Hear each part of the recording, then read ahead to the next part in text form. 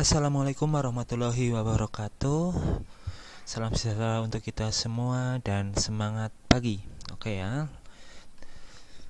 Hari ini kita akan memasuki pertemuan yang kedua untuk mata pelajaran IPA dengan tema sistem reproduksi manusia tentang pembelahan sel. Oke, lanjut. Tujuan pembelajaran hari ini bisa kita lihat di bagian indikator pencapaian kompetensi ya. Di sini ada beberapa hal yang perlu kalian kuasai setelah mempelajari bab ini. Yang pertama adalah menjelaskan fase-fasenya. Menjelaskan fase-fase, kemudian menjelaskan ciri-ciri dan menyebutkan karakter atau sifat dari sel anakan. Hasil dari pembelahan mitosis dan meiosis. Oke ya, dua pembelahan ini nanti akan kita bahas bareng-bareng. Oke, lanjut. Sebagai pendahuluan, di layar kita bersama-sama sudah terlihat contoh sebuah keluarga. Ya, ada ayah, ibu, dan satu orang anak.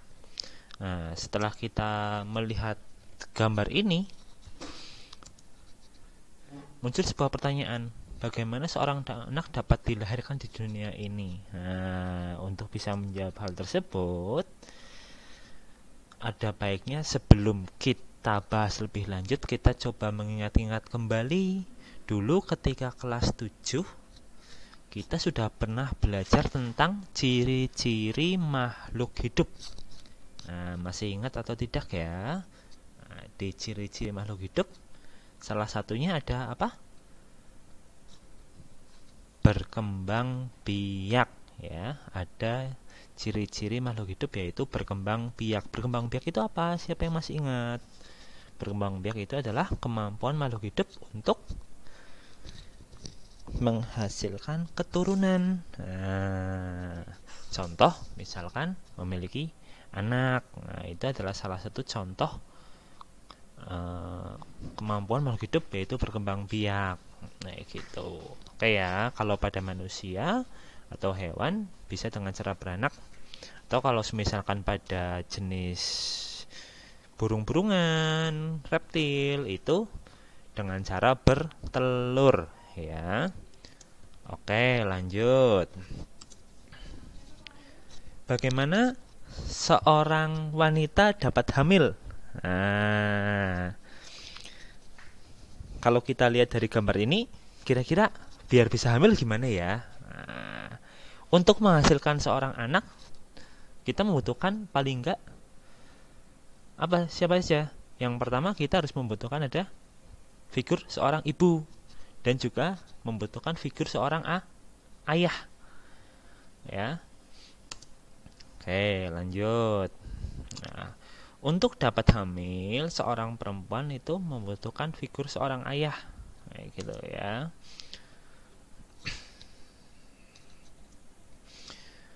Wanita sebagai ibu nanti memerlukan sel kelamin betina yang nanti akan menghasilkan sel telur atau ovum ya. Sedangkan kalau pada laki-laki itu membutuhkan sel kelamin jantan yang nantinya dapat digunakan untuk memproduksi sel sperma. Oke, kita lanjutkan. Proses pembentukan sel kelamin itu terjadi karena adanya pembelahan sel. Nah, untuk lebih jelasnya, mari kita lihat penjelasannya ya. Pembelahan sel secara garis besar dibagi menjadi dua, yaitu pembelahan sel secara mitosis dan pembelahan sel secara meiosis. Nah, dari penjelasan ini nanti saya minta kalian betul-betul memperhatikan untuk yang pertama adalah pada bagian fase-fasenya, kemudian sifat atau karakter dari hasil anakan yang dihasilkan, dan tempat terjadinya proses pembelahan tersebut. Nanti hal-hal tersebut tolong betul-betul diperhatikan ya, sebab itu adalah indikator pencapaian kompetensi minimal yang harus kalian capai ya. Artinya kalian harus minimal harus tahu itu dulu kayak gitu. Oke ya. Selanjutnya Pembelahan yang pertama adalah pembelahan mitosis. Oke, kita lihat pertama gambarnya dulu. Nah, di sini ada tahap-tahapannya ya. Sudah terlihat jelas. Ada beberapa tahap. Yang pertama ada profase, metafase, anafase, dan telofase. Oke. Sekarang mari kita coba jabarkan satu persatu ya.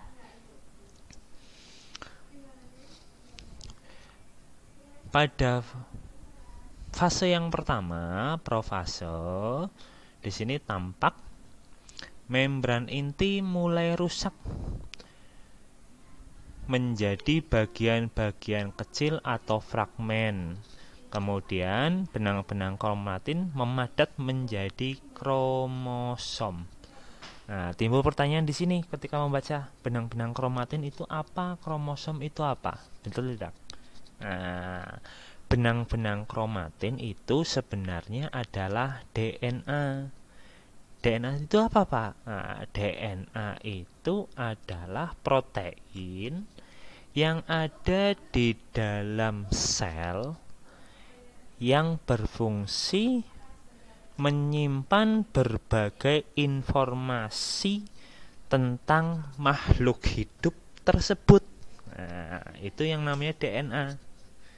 Ya.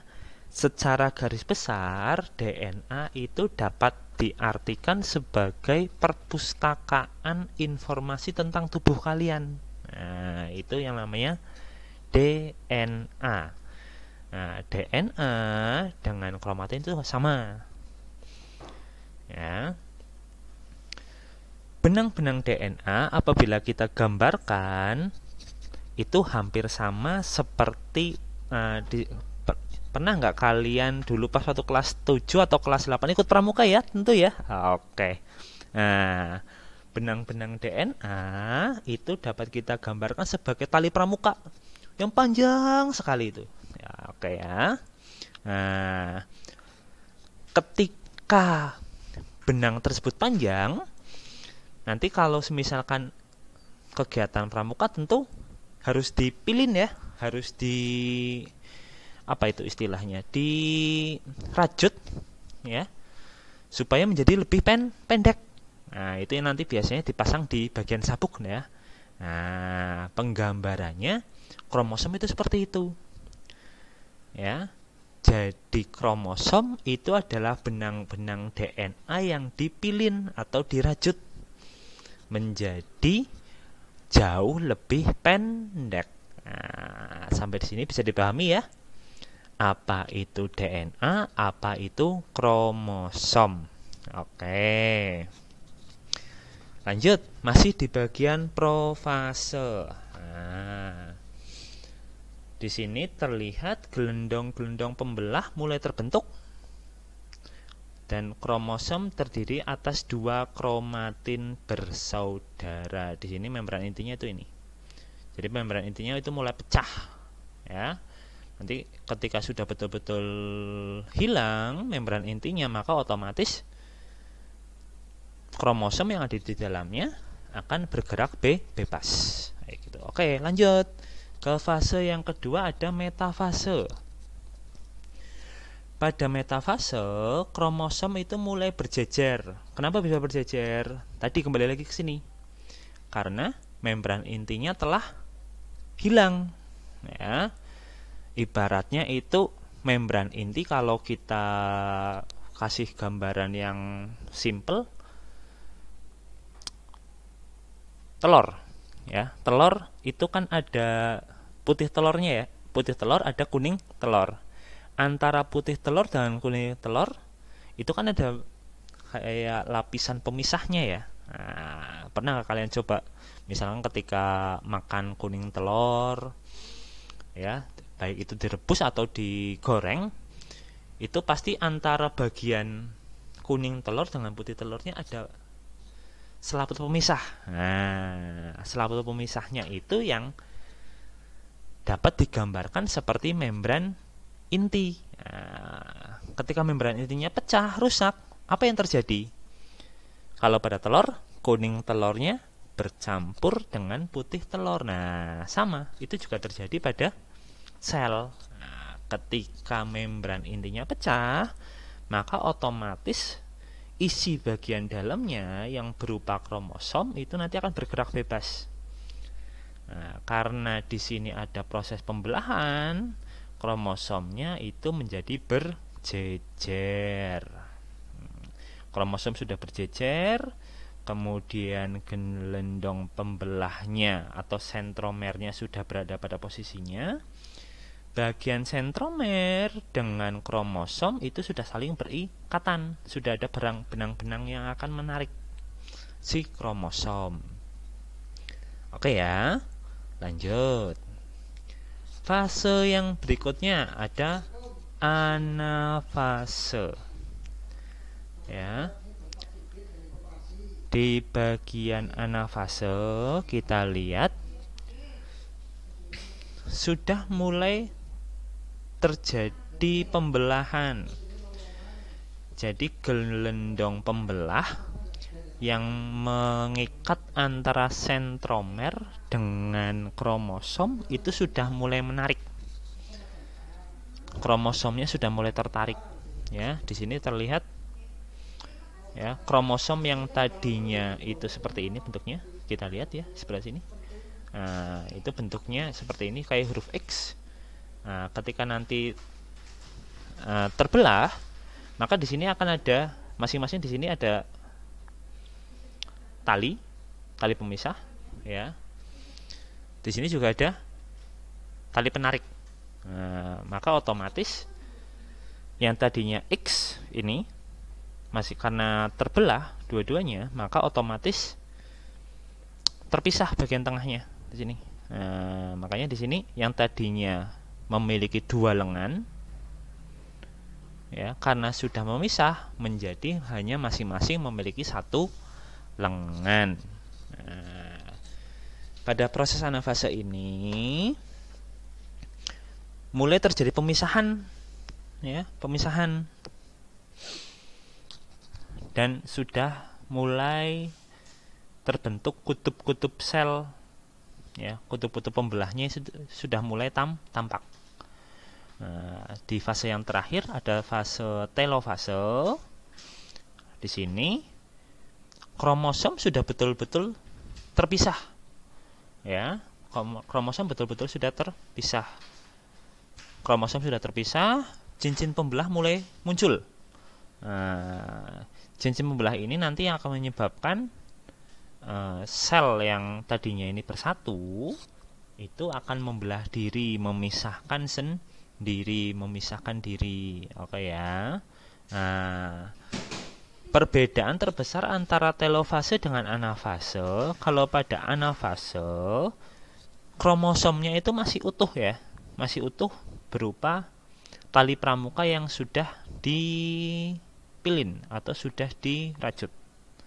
Sedangkan pada telofase, kalau tadi saya gambarkan, tali pramukanya itu sudah diuraikan lagi menjadi tali yang sangat panjang, kayak gitu ya. Itu pada bagian telofase. Nah, sampai sini bisa dipahami nih ya untuk tahap-tahapannya. Oke, sekarang tinggal kita lihat penjelasannya. Nah, pada pembelahan mitosis, seperti halnya yang sudah kalian lihat di sini, menghasilkan dua sel anakan. Kemudian, secara genetik, sel anak itu sama saja dengan sel induk. Genetik itu apa, Pak? Nah, genetik itu ya sama kayak tadi sebenarnya, DNA, ya. Sifat-sifatnya itu sama persis antara induk dengan anaknya. Nah, gitu. Oke ya. Lanjut. Kromosom sel induk dengan sel anakan itu sama-sama memiliki sifat 2N. Ya, artinya sifat dari induk itu secara sama persis dengan sifat dari sel anakannya. Ya. karena sama persis, maka otomatis dia memiliki sifat diploid atau 2N. Diploid itu apa? Diploid adalah sel dengan kromosom yang berpasangan. Artinya berpasangan, ininya, lengannya memiliki 2 lengan. Oke ya. Lanjut. Tahapannya seperti tadi saya jelaskan, ada profase, metafase, anafase, dan telofase. Dan yang terakhir, pembelahan ini terjadi pada semua sel tubuh kecuali sel kelamin. Sel tubuh itu yang ada di mana, Pak? Sel tubuh itu ya yang ada di tubuh kalian semua. Kecuali sel kelamin. Sel kelamin adalah sel yang menghasilkan. Tadi kalau pada laki-laki yang menghasilkan ovum, kalau pada perempuan yang menghasilkan, kalau pada laki-laki yang menghasilkan sperma. Nah, kecuali sel-sel itu semuanya adalah sel tubuh. Kayak sel yang ada di tangan kalian, yang ada di kaki kalian, yang ada di kepala kalian, di badan kalian, itu semuanya adalah sel tubuh. Ya, kecuali sel yang tadi apa? Menghasilkan. Kalau pada perempuan itu ovum, kalau pada laki-laki yang menghasilkan sperma. Oke ya. Sampai sini untuk pembelahan mitosis. Mudah-mudahan bisa dipahami semua ya. Nanti kalau ada yang kurang paham silahkan videonya diputar kembali. Oke, lanjut ke pembelahan yang berikutnya. Ada pembelahan meiosis. Nah, pembelahan meiosis ini sebenarnya hampir sama. Ya, sebenarnya hampir sama. Oke. Sekarang kita lihat perbedaannya apa sih? Nah, tahapannya sama semuanya. Ada profase, metafase, anafase, telofase. Ya, cuma pada pembelahan meiosis itu ada 2 tahap. Ada tahap meiosis yang pertama itu dari profase 1 sampai telofase 1. Dan meiosis tahap kedua mulai dari profase 2 hingga telofase 2. Oke ya, itu bisa dipahami nih ya. Lanjut. Pada profase yang pertama sama persis sebenarnya. Sama persis. Oke, cuma bedanya di bagian ini. Metafase sama anafasenya. Kalau tadi kita kembali. Nah, metafase itu cuma 1 baris. Ya. Sedangkan metafase pada meiosis bisa kita lihat di sini. Bisa dilihat di sini ya. Nah, nih. Oke, kita lihat. Ada berapa ini? Ada 2 baris. Nah, ibaratnya kalau semisalkan diibaratkan itu sama seperti peleton, tapi 2 baris. Nah, sedangkan pada mitosis itu peleton tapi cuma 1 baris ke belakang. Nah, oke ya, lanjut ya. Nah, tahapannya sama persis. Anafase mulai tertarik. Ya. Cuma bedanya di sini. Kalau pada meiosis, misalkan dalam 2 peleton itu ada 10 anak. Maka masing-masing satu peletonnya, 1 barisnya itu ada 5 anak. Nah, 5 anak itu nanti yang memisah. Cara gampangannya, tadinya jumlahnya berapa, maka dibagi separohnya. Tapi masih utuh, kayak gitu. Ya, masih utuh. Ininya orangnya. Tapi kalau pada mitosis dibagi 2-nya itu individunya, bukan jumlahnya. Ya, bisa dipahami ini ya. Jadi 1 individu dibelah menjadi 2.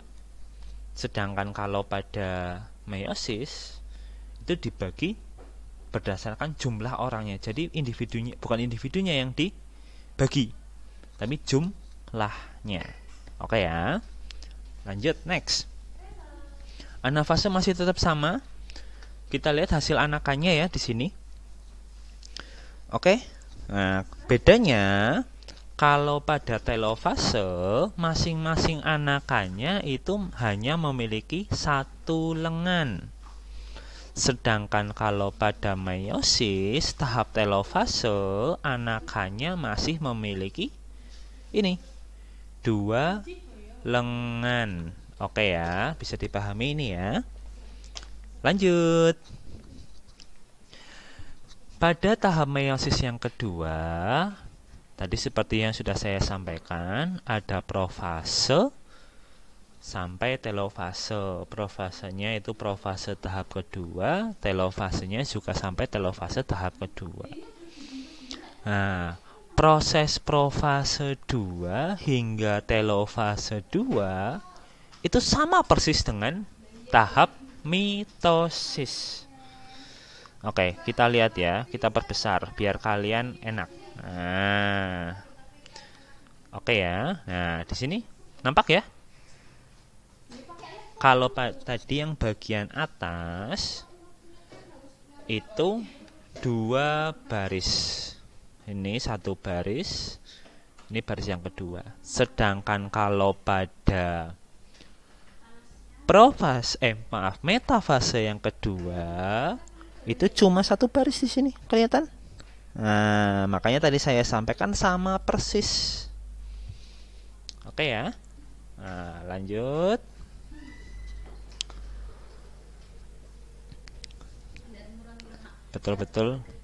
Betul-betul sama ya. Itu perbedaannya seperti itu. Oke. Nah, sampai sini ada yang mau ditanyakan? Untuk penjelasannya ya, kita lihat bareng sama-sama. Berbeda dengan mitosis, meiosis itu menghasilkan 4 sel anakan. Ya, jadi jumlah sel anakannya itu 2 kali lipat daripada mitosis dalam setiap kali pembelahan. Lanjut. Secara genetik, sel anak itu separuh dari genetik sel induknya. Kalau saya gambarkan, pernah nggak kalian misalkan ketika sedang di depan kaca mengamati wajah kalian, tubuh kalian, ya pasti ada 1 atau 2 bagian yang sangat mirip dengan orang tua kalian, baik itu ayah kalian atau ibu kalian. Nah, itu terjadi kenapa ya? Karena itu sel anakan itu pasti membawa separuh sifat dari induknya.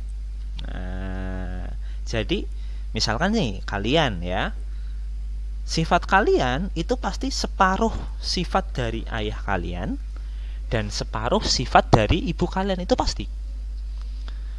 Ya. Sampai bisa dipahami ini ya. Lanjut ya. Oke. Lanjut. Kromosom sel induk itu masih bersifat 2N atau diploid, sama kayak tadi. Sedangkan anakannya itu hanya membawa sifat setengahnya. Nah, setengah dari 2N berapa? 1N atau N. Nah, jadi artinya anakannya itu hanya membawa setengah sifatnya. Nah, oke ya. Nah, setengah sifat itu nanti yang dimasukkan kalau pada perempuan ke ovum, kalau pada laki-laki ke sperma. Makanya tadi sudah saya sampaikan, setiap individu, misalkan seorang anak, itu pasti membawa setengah sifat dari ayahnya dan membawa setengah sifat dari ibunya. Oke ya, lanjut. Tahapannya itu ada meiosis 1 dengan meiosis 2. Oke. Kemudian tempat terjadinya pembelahan, kalau tadi pada mitosis terjadi di sel tubuh.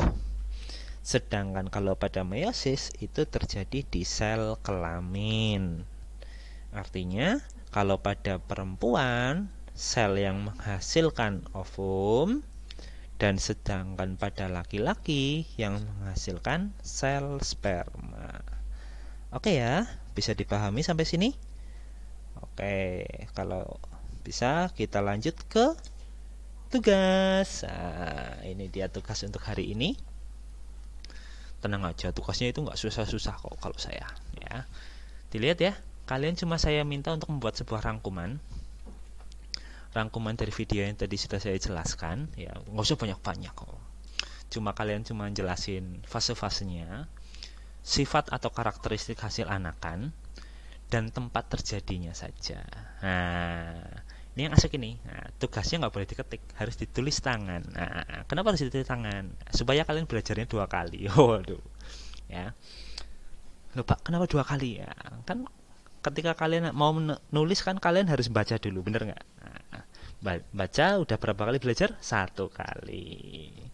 Setelah itu nulis, kalian mikir lagi nggak? Mikir lagi, berarti berapa kali belajar? 2 kali. Oke ya. Cocok ya? Oke, cocok. Oke, lanjut ya. Lanjut. Nah, itu nanti setelah ditulis tangan, tolong difotokan dan kirimkan lewat GoPay ya. Oke. Kayak gitu ya. Ya, itu saja. Ini udah ada tulisan thank you, berarti terima kasih ya. Dari saya mungkin itu saja, kurang lebihnya mohon maaf ya. Saya akhiri. Wassalamualaikum warahmatullahi wabarakatuh.